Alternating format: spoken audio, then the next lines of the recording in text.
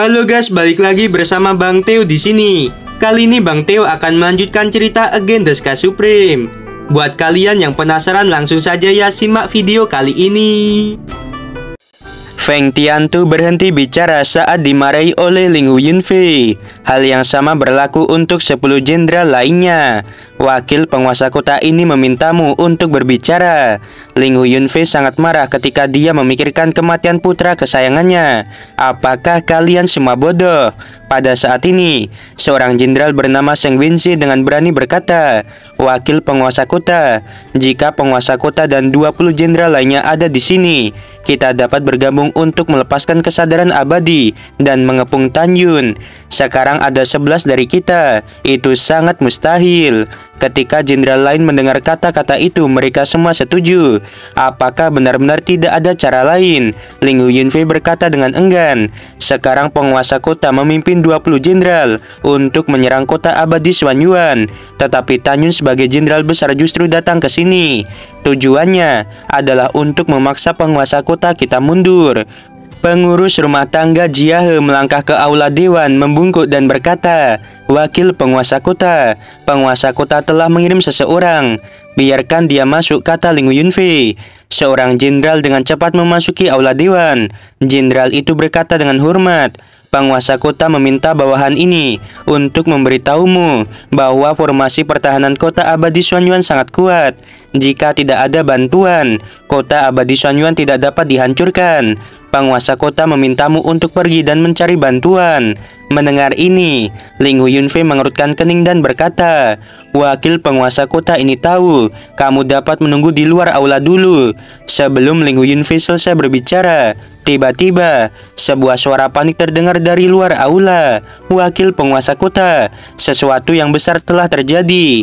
Dengan suara panik, seorang jenderal bergegas ke aula berkeringat deras. "Ada apa?" Ling Yunfei bangkit dari kursinya. Dia terlihat sangat kesal.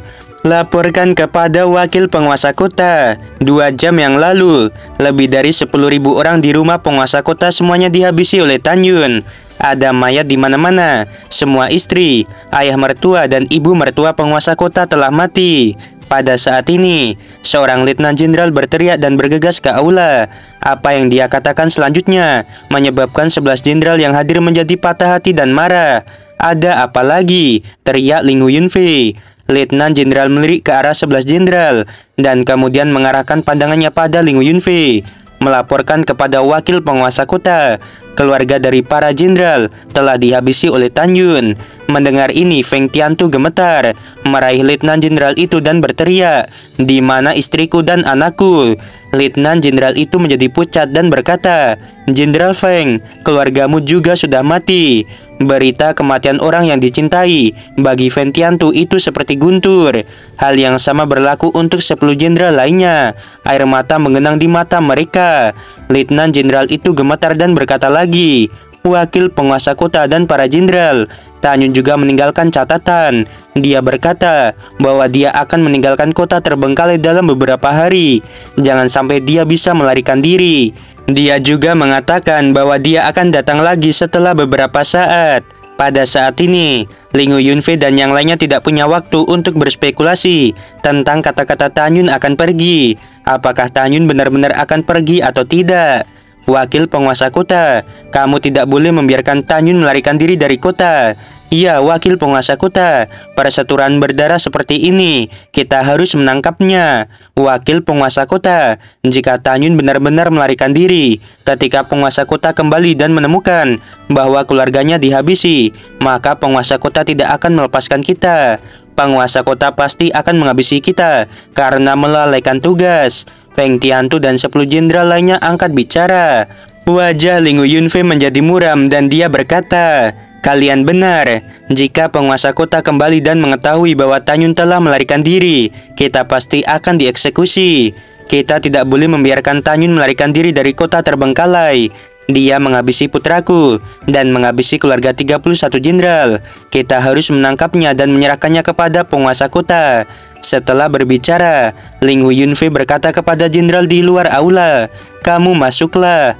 Jenderal itu buru-buru masuk ke aula. Ling Yunfei berkata dengan sungguh-sungguh, Tan Yun sekarang sedang di kota terbengkalai dan menghabisi banyak orang. Beritahu penguasa kota bahwa aku tidak bisa meninggalkan kota terbengkalai untuk saat ini dan mencari bala bantuan. Biarkan penguasa kota kembali untuk menemukan dan menghabisi Tan Yun bersama-sama. Wakil penguasa kota ini akan menjaga gerbang kota secara pribadi dan tidak akan pernah membiarkannya melarikan diri. Mendengar ini, jenderal yang bernama Nasian segera pergi. Ling Yunfei memandang ke 11 jenderal dan berkata dengan tegas, "Aku akan menjaga gerbang kota secara pribadi. Kalian terus mencari Tan Yun di seluruh kota. Setelah kalian menemukan jejak Tan Yun, pergilah ke gerbang kota dan segera beritahu diriku. Bahkan jika kita tidak bisa menangkap Tan Yun, kita tidak boleh membiarkan dia kabur. Apakah kalian mengerti?" "Bawahan mengerti," kata 11 jenderal sambil menangis. Ling Yunfei memerintahkan, "Selain itu, setiap warga kota memiliki token identitas. Token identitas ini dibuat dengan teknik rahasia. Tan Yun tidak bisa berpura-pura atau menirunya. Lanjutkan dan minta semua prajurit untuk menyelidiki 4 miliar orang satu persatu. Mereka yang tidak memiliki token identitas, apapun alasannya, akan dihabisi tanpa ampun." Setelah itu, Ling Yunfei dan para jenderal membagi pekerjaan dan meninggalkan mansion. 3 jam kemudian, di kota terbengkalai, di gang terpencil, terbaring mayat ratusan prajurit. Di sebuah pavilion jauh di dalam gang, Tan Yun yang telah mengganti penampilannya. Dia menggunakan mata Dewa Hongmeng untuk mengendalikan seorang jenderal di ranah kaisar manusia tingkat ke-9. "Sekarang, bagaimana wakil penguasa kota akan berurusan denganku?" tanya Tan Yun. Jenderal itu berkata dengan ekspresi membosankan. "Setelah wakil penguasa kota mengetahui bahwa kamu ingin melarikan diri dari kota, dia secara pribadi menjaga gerbang kota. 11 jenderal lainnya memerintahkan seluruh pasukan untuk mencarimu. Wakil penguasa kota telah mengirim seseorang untuk memberitahu penguasa kota untuk mundur." Mendengar ini, Tan Yun merasa lega. Dengan cara ini, kota abadi Xuanyuan sementara akan aman. Setelah itu, seringai muncul di sudut mulut Tan Yun. Apakah wakil penguasa kota masih memiliki kerabat? Jenderal itu berkata dengan ekspresi membosankan. "Ada rumah bangsawan di utara. Tampaknya adalah putra tidak sah dari wakil penguasa kota." Setelah mendengar ini, Tan Yun membunuh jenderal itu dengan satu telapak tangan dan mencibir. Ternyata dia memiliki anak haram. 2 hari kemudian, sesosok terbang keluar dari kehampaan dan mendarat di bawah gerbang kota, berubah menjadi Jiahe. Pada saat ini, Jiahe tampak bingung dan dahinya dipenuhi butiran keringat. "Pengurus rumah tangga, ada apa denganmu?" Ling Yunfei yang duduk di kursi bertanya dengan alis putihnya. Jiahe berbisik, "Wakil penguasa kota, tuan muda kedua sudah mati dihabisi oleh Tan Yun. Secara pribadi, Jiahe selalu memanggil anak haram Ling Yunfei dengan kata tuan muda kedua." Ling Yunfei berkata, "Aku benar-benar marah. Tan Yun menghabisi Conger dan sekarang dia menghabisi Pinger. Dia ingin menghancurkan keturunanku. Bukankah aku sudah memberitahumu untuk menyuruhnya bersembunyi?" Namun jawaban Jiahe selanjutnya membuat Ling Yunfei semakin tertekan dan tidak bisa bernafas. Jiahe berbisik, "Wakil penguasa kota, bawahan ini memang telah memberitahu tuan muda untuk bersembunyi. Tuan muda sudah bersembunyi, tetapi Tan Yun menemukannya." "Wakil penguasa kota, Tan Yun ini kejam, dia bukan manusia, dia adalah iblis." Kedua putra Ling Yunfei meninggal satu demi satu. Dalam sekejap, dia tampak lebih tua. Sambil menghela nafas, dia duduk di kursi dengan lemah dan melambai kepada Jiahe. "Aku lelah, kamu pergilah dulu." Ketika Jiahe berbalik dan mengambil 2 langkah, suara Ling Yunfei datang dari belakangnya. "Kamu berhenti dulu." "Wakil penguasa kota, apa perintahmu?" kata Jiahe. Ling Yunfei berkata, "Pergi belikan aku permen batu." Jiahe bingung. Wakil penguasa kota tidak memiliki kebiasaan makan permen. Untuk apa dia menginginkan permen? Dengan ragu, Jiahe pergi dan kembali keesokan harinya, membawa sepiring permen batu dan meletakkannya di atas meja di depan Ling Yunfei. Ling Yunfei mengambil sepotong dan memasukkannya ke dalam mulutnya, menutup matanya dan berbaring di kursi, dan melambai kepada Jiahe untuk pergi. Dalam sekejap mata, 3 hari lagi berlalu. Lapor, seorang turun dari langit dan mendarat di depan Ling Yunfei. Tanpa menunggu jenderal itu berbicara, Ling Yunfei membuka matanya, menjulurkan jari kurusnya, menunjuk ke piring di atas meja dan berkata, "Makan permen sebelum bicara, bawahan patuh." Dia dengan ragu mengambil sepotong permen dan memasukkannya ke dalam mulutnya. Pada saat ini Ling Yunfei berkata, "Ketika aku masih kecil, kakekku menyukai permen. Dia memberitahuku bahwa memakan sepotong permen adalah hal yang baik. Baiklah, kamu sekarang bisa bicara." Jenderal itu memasang ekspresi tegas di wajahnya. Dia membungkuk dan berkata, "Melaporkan kepada wakil penguasa kota, Tanyun menghabisi 5 juta penduduk dan lebih dari 300.000 prajurit di barat kota." Mendengar ini, Ling Yunfei sangat marah. "Keluar dari sini!" Jenderal itu memuntahkan permen dengan tergesa-gesa dan lari ketakutan. Dalam 3 bulan berikutnya, Ling Yunfei selalu mendengar berita bahwa Tanyun menghabisi para warga dan prajurit. Sebanyak 230 juta orang biasa dihabisi dan lebih dari 5 juta prajurit. Namun, tidak ada jejak Tanyun yang ditemukan. Tanyun membuat Ling Yunfei sangat marah sehingga dia ingin memuntah darah. "Laporkan." Pada saat ini, seorang jenderal terbang di depan Ling Yunfei. Sebelum jenderal itu dapat berbicara, Ling Yunfei meraung marah. "Ada apa? Katakan lagi. Berapa banyak orang yang telah Tanyun habisi? Apakah kalian semua bodoh? Tanyun menghabisi begitu banyak orang. Mengapa kalian tidak menemukan jejaknya?" Jenderal itu berkata, "Wakil penguasa kota, tenanglah. Kali ini bukan berita buruk. Kemarin Tanyun berada di selatan kota setelah menghabisi jutaan prajurit. Akhirnya kami menemukan jejaknya. Sekarang Jenderal Feng dan Jenderal Xiao mengejar Tanyun." Mendengar ini, Ling Yunfei tertawa keras. "Itu bagus sekali. Beritahu wakil penguasa kota ini ke arah mana Tanyun melarikan diri." Jenderal itu berkata dengan hormat, "Tanyun melarikan diri ke ngarai di selatan." Ling Yunfei berkata dengan senyum jahat, "Kamu minta Jenderal Zheng dan jenderal lainnya datang untuk menjaga gerbang kota. Aku akan memburu Tanyun secara langsung." Begitu kata-kata itu jatuh, Ling Yunfei naik ke langit dan melesat ke arah selatan.